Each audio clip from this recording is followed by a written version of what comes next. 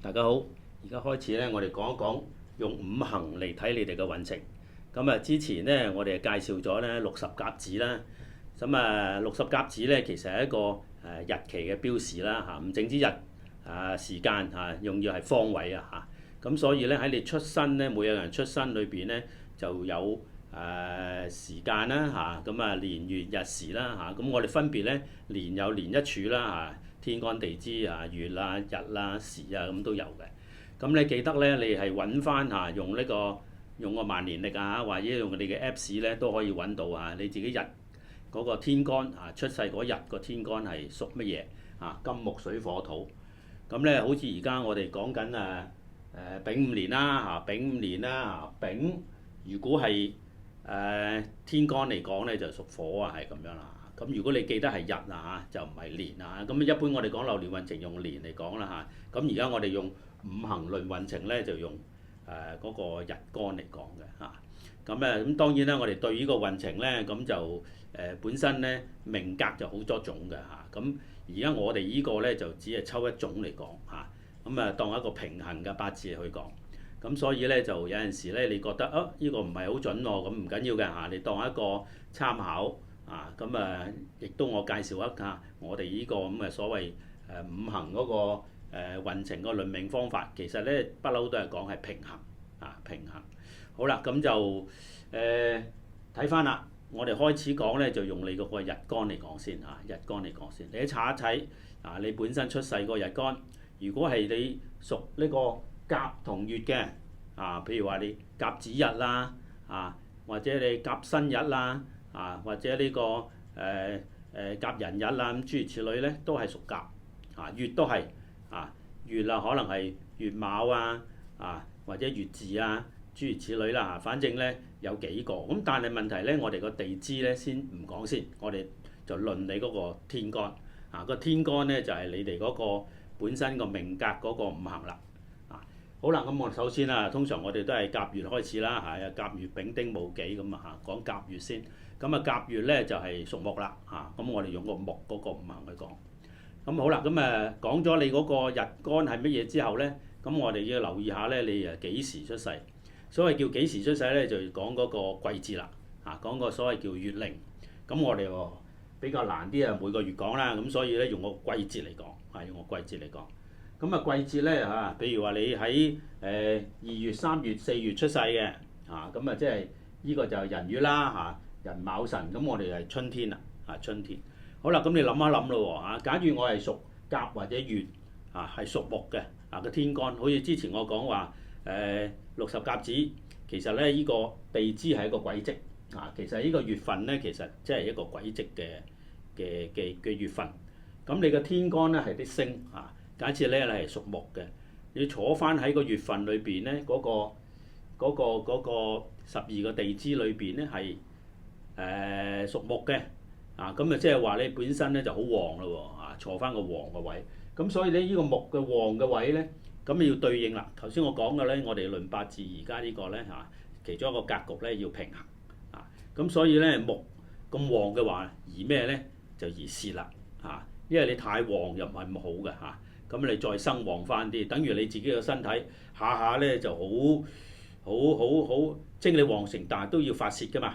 你唔可以一個好好動嘅細路仔，你唔可以成日坐喺度噶嘛。咁你俾佢好泄一下，咁你會覺得舒服啲即係等於係咁。咁所以咧，見到丙午嘅流年咧就屬火喎五行嚟講咧木生火，咁所以咧有啲嘢耗泄到啦。咁所謂叫耗泄咧，如果你咁樣計法咧，你譬如話你甲月木喺春天出世嘅咧，你今年嘅流年應該就唔錯啦即係你可以有機會咧發揮到啦咁因為呢個屬火嘅嘢咧，即係等於你生出嚟咁包括埋咧你嘅智慧你諗嘅嘢啦或者你做啲創作咁今年都係唔錯嘅喎。咁你再睇翻我哋嘅流月咯因為我哋講緊係流月啊嘛。流月咧，如果你第一個月就庚寅月庚寅月咧，咁你始終咧呢寅卯辰咧都係春天，咁始終咧你都係覺得咧個身體咧好旺盛咁一定有嘢要發揮咁有嘢發揮咧，甚至無咧你譬如話我哋講平衡嘅嘢咧，最好咧有啲嘢咧就有少少約束就好啲因為你個人太旺盛嘅話咧，好容易做錯事咁所以咧就係話點為之叫約束咧咁譬如話你咁有精力嘅，咁頭先話咁好動嘅諗嘢嘅，咁應該要創作啲嘢咧。創作完之後咧，咁應該係咩？做事嘅人應該係揾錢啦甚至冇有一個好嘅職業，咁職業都係一種約束嚟嘅喎因為人哋俾錢你朝九晚五都要坐喺度啊嘛。咁所以咧呢一啲咧對你嚟講係好嘅咁好啦，睇翻呢個咧寅卯辰月嘅話咧，第一個月咧就係庚寅月啦。咁庚咧，我哋對甲嚟講咧，其實呢個就屬金，甲就屬木，咁其實就係克制緊佢。咁其實呢樣嘢頭先我講法啦，其實係好嘅喎當一個職業嚟講，即係話你有辦法去發揮加埋咧你有嘢可以做到啦即係話你份工其實好老實講，如果係咁樣計法咧，就係話你喺個人月咧應該就發揮得幾好，喺工作上邊咧都唔錯嘅咁如果喺女命嚟講咧，呢個庚咧亦都係代於官殺，即係當於係丈夫嚟嘅咁咧就係問題咧就係話，如果係月木嘅話咧咁就對於呢個庚金嚟講咧就更加啦咁應該係月庚嘅相合添呢個咧就係呢個比較好嘅夫君。咁但係問題咧喺流年嚟講咧，丙午咧都係始終係火旺，咁火旺會克翻個金咁所以今年咧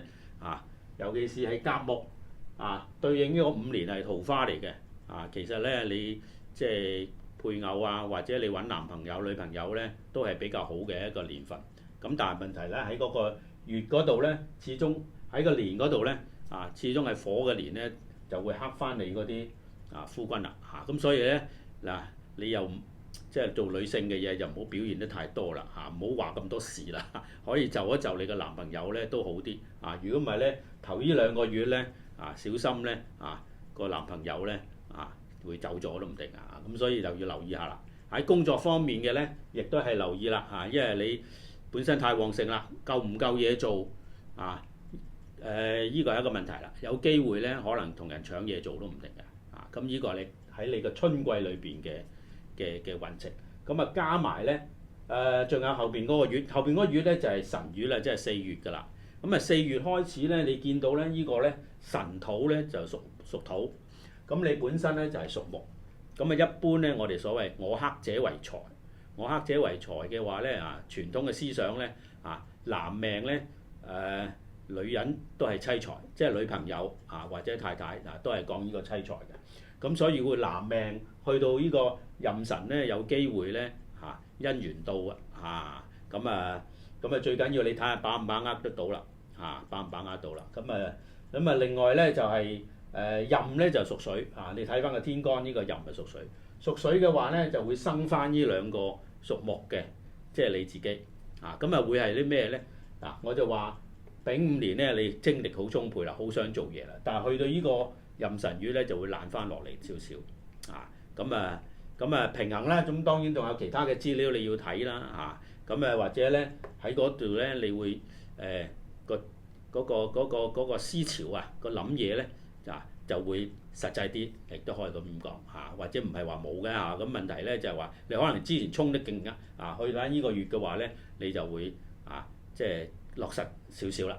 咁呢樣嘢咧就係大約咧甲乙木喺你流年即係話春季裏邊嘅運程。我哋而家咧就接住講啦。咁之前一集咧我哋講一講咧甲月你嗰個日干出世係屬木嘅咁喺春天出世嘅。咁而家咧就講緊喺夏天出世啦，即係夏天咧就係喺5、6、7呢3個月裏邊咧，我哋就係夏天呢個係西歷啦好啦，咁如果係咁計咧，你流年咧今年咧又係屬火，咁其實夏天咧其實最主要都係好熱啦，即係屬火啦。咁即係話如果啲木喺好熱嘅地方咁其實咧即係話已經係耗蝕緊你咯因為木嘅生火啊嘛咁所以咧喺呢啲咁嘅季節咧，你最好咧有人幫一幫你好啦因為啲木咧燒下就冇㗎啦，係嘛？咁所以咧最好。咁喺人月裏邊咧或者係卯月呢啲咧，其實咧對你嚟講咧喺夏天出世咧 OK 㗎喎因為本身咧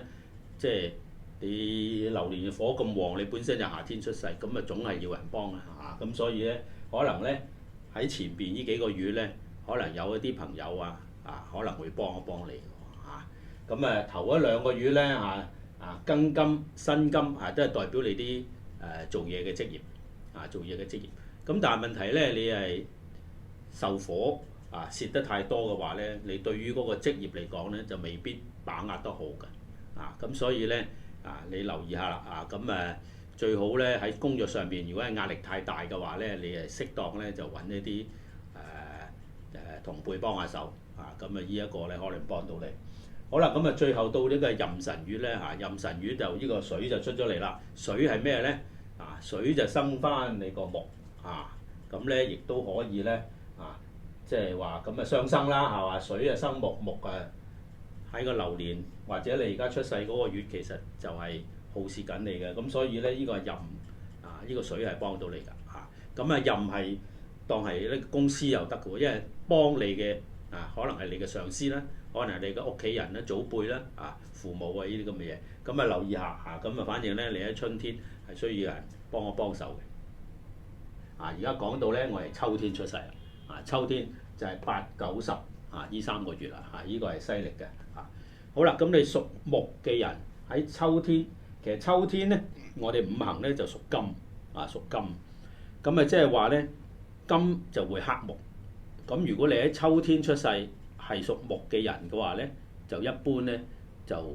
所謂我哋叫做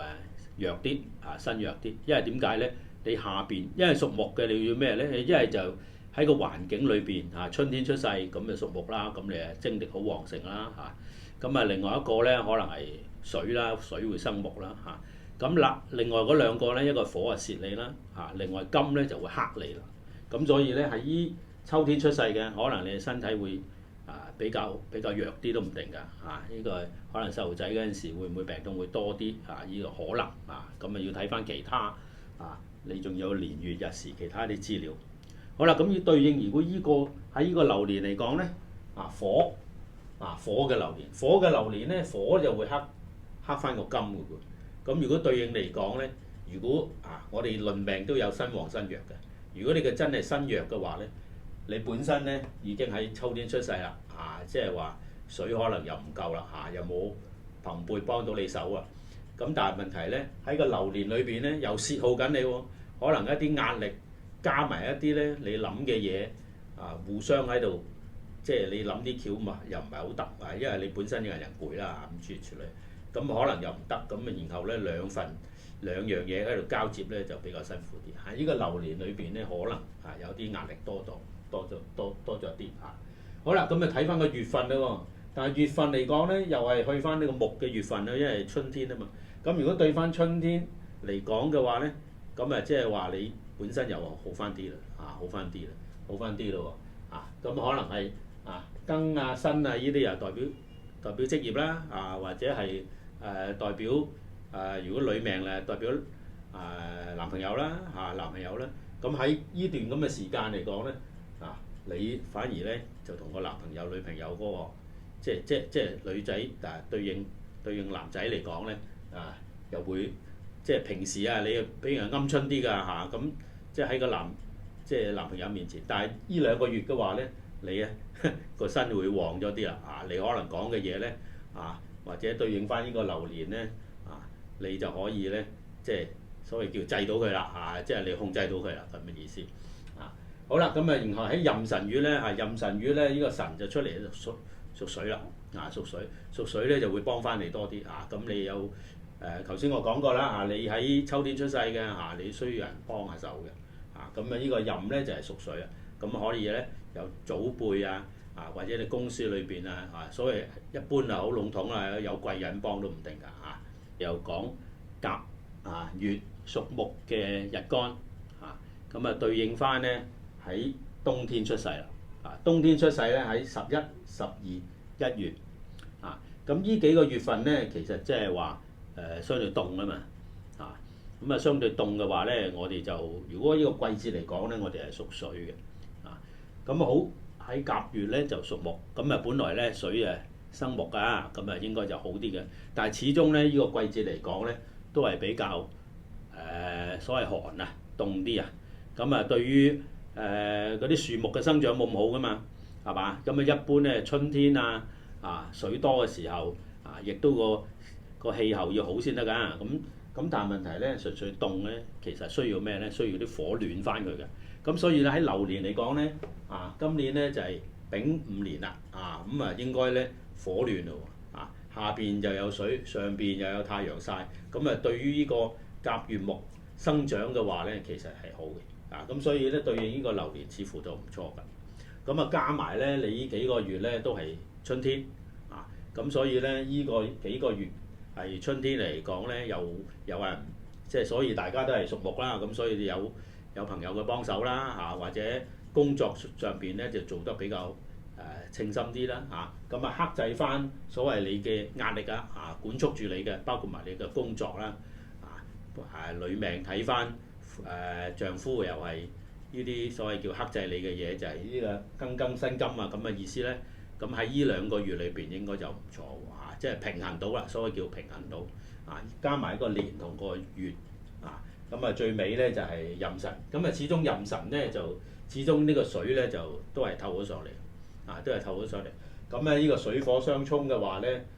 個機會就大咗啲，因為本身你係月又係水，咁呢個壬水又透咗上嚟咧，咁沖到呢個流年咧，又小心咧呢個月咧會唔會即係唔好做啲太激烈嘅運動啦，即係對於個心臟我成日都講啦，丙午年對於個心臟血咁呢個月咧又小心啲做下啲運動咁樣。